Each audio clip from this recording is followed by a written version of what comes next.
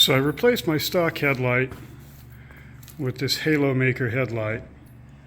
Now I bought this headlight, it's a Hogworks. I bought it with passing lamps and had them in my Indian Vintage.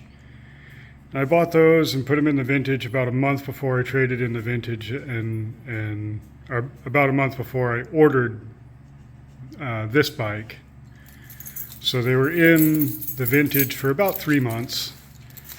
And I never had any issues with them, and I really like them. They're nice and bright. They're a lot better than the halogens that came in the Vintage.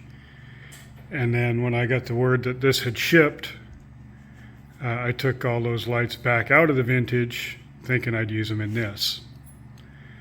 And the issue I had is that the running lights down here are physically smaller than the passing lamps that were on the Vintage, so I can't use those in this because they don't fit. But I could still use the headlight, or so I thought.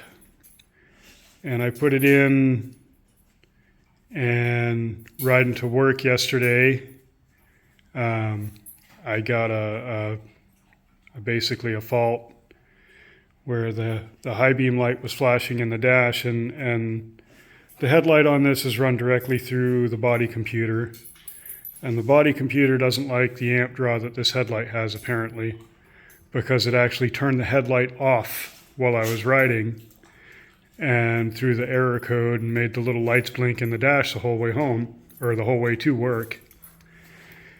And I got to work and shut the bike off and turned it back on and started it up, and the headlight was working fine, and the faults had gone away. And I wasn't sure really what was going on, but then on the way home it did the same thing.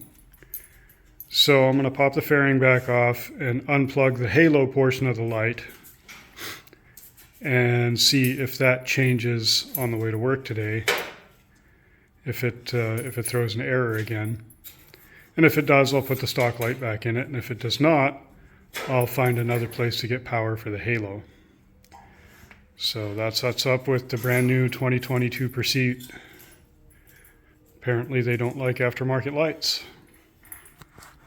I guess we'll find out.